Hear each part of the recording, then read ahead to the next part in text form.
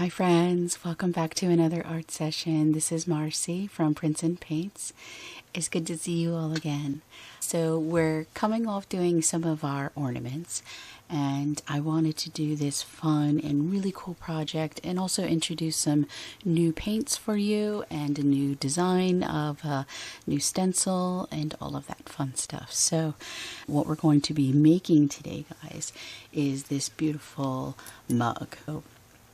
It's in the shape of a honeybee, and it has the honeycomb, and it's all in gold accents.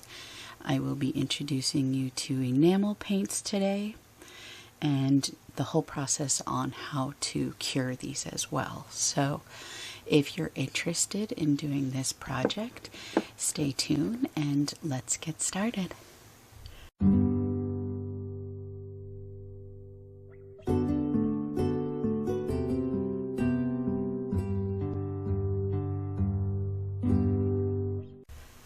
Okay guys, so this one's an exciting project. So we are introducing enamel paints today. So we're going to be staying away from Art Deco, our Americana paints, and we're going to be focusing in on the brand Folk Art.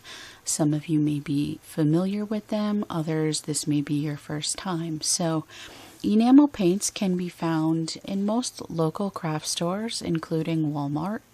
So I believe I've even found this one at the craft area in Walmart. So if you are, throughout the country, I don't know, do they have Walmarts in worldwide? I don't know. Either way, find yourself a craft store and I can guarantee you're going to find Folk Art. I will put a link in the description if you would like to purchase this online as well. We're only using one color, and that is our gold. And this is enamel glass paint by Folk Art. So this paint basically just means that you can cure it on a ceramic or glass base and it will stay for good. You can put it in the dishwasher as long as it's the top rack, and I don't know if it's good to be microwaving them once they are cured. It doesn't really say anything about that. So take that one with a grain of salt, guys. So I would probably, even though it says it's non-toxic and it's for indoor-outdoor use, it says it's safe for top rack, dishwasher safe when it's cured. And so we'll get into the curing part after all said and done. But this is the one paint you'll need for this project in particular. So this is our mug that we did. I found these at the store called Dollar General. So they're pretty much all over the United States. It would probably be pretty hard to not find a Dollar General unless you live in a very rural area. So I did find these though. They were only a couple bucks, I think, and I just like the way that they look. They are going to be considered hand washable only because of the cork bottom. If you want this in particular, I will try to see if I can find it online if they have a website. Otherwise, you might have to go venture out and find a coffee cup that you like. Okay. If you do find something, you want to make sure that you can put this in the oven and cure it as well. I am taking a chance with this one. I've never done something with cork, so I'm really crossing my fingers and hoping it does work as far as curing. If I don't want to cure it in the oven, I also could let it set for just 21 days before doing any kind of washing. So you can cure them by air drying. It's just that the process might be a little bit different once it is cured. I like to bake them. I find that doing that really just helps with it staying on the mug. So this is our mug. So I have a flat one here. Now the items you're going to need for this project, as I said, is a mug. You're going to need your paint. I'm using a water marble tool. This is my go-to for my micro dotter. If you'd like to use something that's more like a size 1 dotting tool, something small, because you're going to want to create a bunch of different dots when we're doing these honeycombs, okay? And I also just used it to pull the paint around for the honeybee as well. Okay, you're going to need a paint tray. or you could use the cap, put some in the cap. I might use a little bit of water, and I'm talking like a dropful, just to maybe thin this out if I need it. You can use fluid medium, however, I have never used fluid medium on an enamel just yet. So keep in mind that if you do add this to this, when baking and curing it, it could change your dots. Granted, we have small dots here. However, if you do have large ones, sometimes it could shrivel them up and then they look like little raisins. The dots, they get kind of sunken in. So, I mean, water evaporates. I'm not too concerned with that. It's not going to run. So, if anything, I would use maybe a droplet of water just to thin this down. I'm also going to be using some 70% rubbing alcohol and a little bit of a cotton swab here, cotton pad. And this is just so that I want to make sure, and this is the most important step we're going to start with, is removing any kind of fingerprints. You want to make sure you have clean, dry hands as well. So if you need to wash your hands, please do so. You can also wear rubber gloves if you prefer, if you find that you're not holding on to things properly and you're touching the sides. You don't want to be touching. I like to hold the handle and just work like that, but you want to be cleaning all of this area. Okay, so I'm going to start with doing that right now, because those are all of the products that I need anyway, and I'm just getting a little bit on there. Goes a long way. And so you just want to wipe like so. This will dry really fast. You just want to make sure that there's no fingerprints on this guy. So I'm going to get this side. And even so, before I put it in the oven, I'm going to probably do the handle as well. And that's only the reason is because when you bake, sometimes you can bake your fingerprint right onto it. So if it's very greasy and your fingerprint's greasy, like if you touch your face and then touch this, you're gonna see that. So that's that. You can put our rubbing alcohol away. If you have like already little cotton, swabs of alcohol in a package, you could use those too. All right, so I'm gonna put my paint in my tray. Oh, and the last thing, actually, sorry, the most important thing is this cool stencil. So I have a Honeybee on the side view, the profile view, I should say, and then I have one that's like aerial view, so it's dead on. And I did 2 different sizes, so if we want to measure them, we are looking at the smaller ones about, I'd say, 1.75 inches, almost 2 inches. Whereas this, if I take the longest part and over, about the same, 1 3/4 of an inch. And then the top one, if I can remember correctly, is about 4. It's about 4 inches in wide. All right. I think this one, you always want to take the largest part. So this one's about, say, 3 1/4. And then these as well. So I did a smaller one and a larger one, okay? And basically you can take these and you can cut this. So once you receive it, if you purchase this through my Etsy shop, you can cut those, and that's what I did. So I cut my little one and I cut my smaller one here. And what we're going to want to do with these is, I'm going to wipe these down because I was touching them as well, because I don't want grease to get onto my thing. So what I want to do with this, I want to stencil this out on my mug first. Now, I think I'm going to turn this around. Let's see. I'm going to do it this way. So this smaller one should fit right on the mug. I'm going to lay this on its side a little bit. In fact, I'm going to get my little eraser there and just put it in so it stays steady. And then what I want to do is line this up on here so that it's pretty centered. Okay, and then I'm going to take a watercolor pencil. If you want to use chalk, you could use chalk. Just keep in mind it has to try to come off the mug. Okay. Watercolor is really the way to go. You just wet it and it comes right off. There's never any struggle. if you notice, I did make a new video on using this guy right here on removing lots of things. It really does come in handy.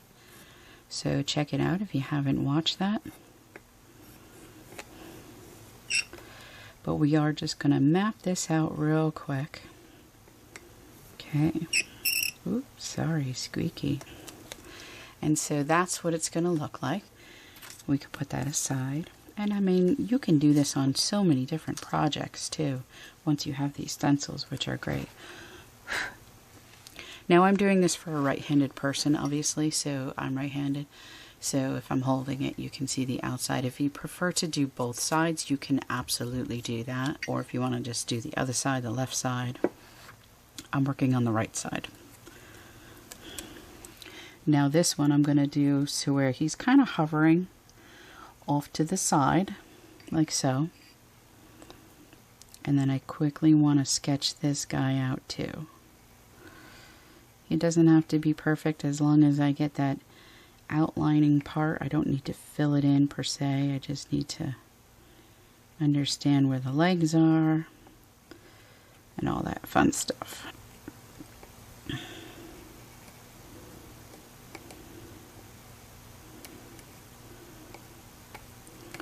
Come down here, and then let's do these bottom half.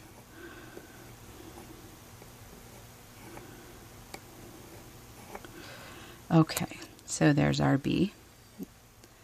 It looks good. Now we can put our stencils aside because we're only focusing on those two anyway. This didn't really come out, so I'm just going to draw some antlers on there.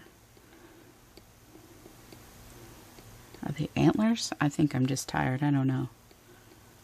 That's okay. You know what those things are. Antennas. There we go. Ay, ay, ay. So we're good. Now we can put our paint in our tray. So I just put a tiny bit. I'd say not even a quarter teaspoon of paint. And then I'm going to do like 1 drop of water. I'm going to take a bigger stylus and mix it around so that it's nicely incorporated. You don't want some water resting on the top of that. I like this gold. It's a very nice shiny gold too. So this is going to be a pretty quick and easy project, guys. I just wanted to show you how it can really like accentuate a really nice mug, and maybe you can sell them. You can give them away to friends. I even thought about maybe doing a cursive that says "Be kind" or something like that. But this alone, I think, is really, it's elegant looking. It's not overpowering. We have the dots going on. I have white ones like these too, and I did the big center of the bee here and then did the whole pattern all the way around in black, which was really nice. So, you know, get creative with it, guys, and try it out and tag me in them so that I can see all your cool projects, okay? So basically, I'm going to start with doing, I'll do one of these just to show you, and then we'll probably do a quick time lapse, or I'll just cut it and so you can see the finished results. I'll probably do a time lapse, and then this one I'll show you how to do too. We're just going to fill it. So starting out, let's zoom in a little bit so you can see. And what I want to do is I'm just getting my micro dotter. I'm going to start with my points first. So I'm going to do one there, one on the bottom. If you notice, I can rest my pinky, but I am not touching with my fingertips on any of this flat surface here. So here we go. We're just going to do all of the corners first. And then what I like to do is the center the best I can by eyeballing it.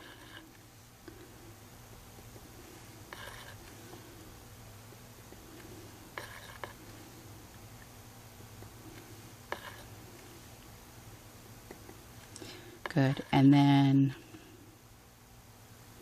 I go in between those as well. And just try to make sure that your dots are aligned in a straight row. That one's not coming off, and, you know, use your line as your guideline. And once you're done with this, then you can just take like a little bit of a wipe or Q-tip, and you can wipe off those white lines underneath, and You know, just make sure they're fully dry, obviously, the dots. Like I said, guys, this is a very simple and fun project. However, it really just makes the mug, if that makes sense. It's a really cool design, and I think it would be a nice eye catcher for people to get a gift like this, especially if they're like obsessed with bees. I love bees, and bees are very, very sentimental to me, if that makes sense. My dad was a beekeeper, so I always think of my dad when I think about bees. So it's important to me. So I'm doing a project for it. So I did one of those. So now you understand this is what you're going to do. So you're working on the line, not in between. Now we could get creative and go in between with dots as well and leave that negative space. That's absolutely something you can do. It's really, I mean, the designing of it is endless. So like I said, try different things out, guys. Alright, so with this now, what I want to do is I'm just going to start with my micro dotter, and I'm pulling my paint around. So I'm getting a nice amount on there. This is how I like to do it, because I want to make sure I have enough, and I want that nice, precise definition line going too. So I use my puller. You can use probably a little bit bigger in size of your stylus tools.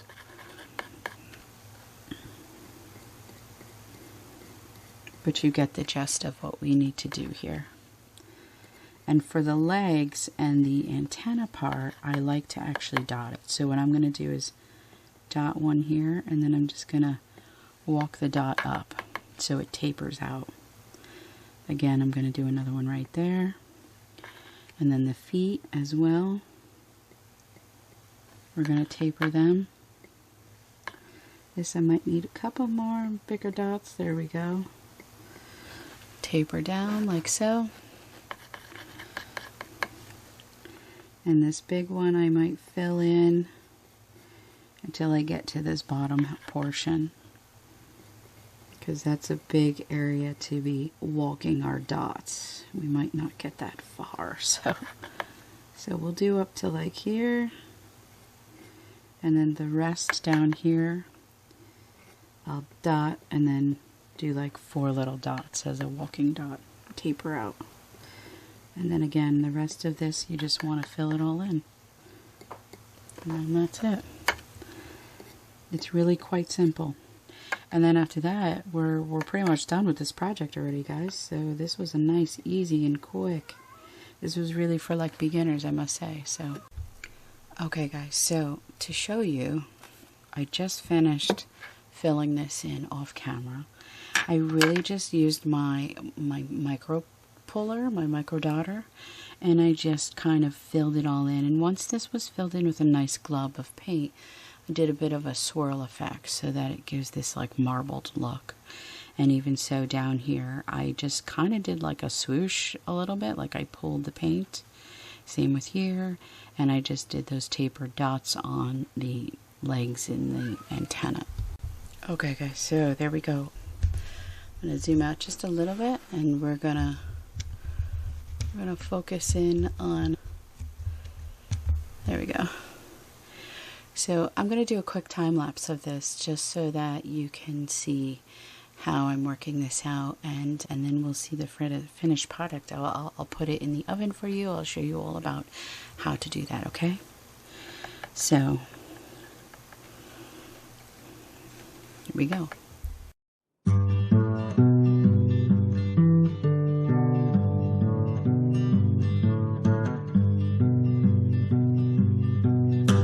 The old man's honey was gone, and he wanted it for a scone. Fingers were pointed and eyebrows were raised, accusations and insults blazed. "Ooh," said a small voice urgently, and they all turned to see a bee. "The honey," said the bee, "belongs to me, and anyone who dares to disagree will be stung in the face repeatedly."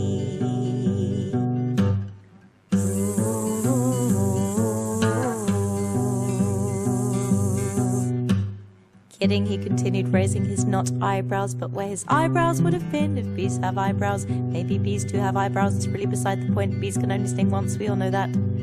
So, said the bee, I made the honey out of flower and love. Me and the flower intertwined, she fit me like a rubber glove. The honey was our baby, and as far as I'm concerned, this is just as bad as kidnap, and I'd like my child returned.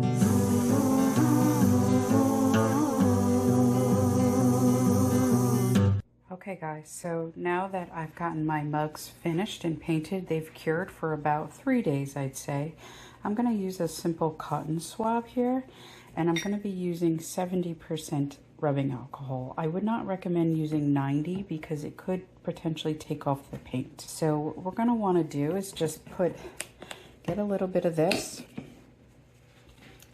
and we're just going to carefully along the mug part where you hold it, and if you see any kind of fingerprints on any of the things, you want to remove that as well. Okay, so now I have them in my oven and I have them upside down. I'm gonna do a couple more of them, okay? And then once you do that, you're gonna wanna set your oven timer to 350, okay? 350, and keep it in there. Don't preheat your oven, just keep it at 350 and then start it and time it for 30 minutes. And then once it's finished, leave them in there and let them dry to room temperature, okay? And then you'll be done, they'll be cured. So, and they'll be dishwasher safe, and you can, you know, as long as they're not metallic, you can put them in the microwave. So that's how we do it, guys, okay? Hope this helped.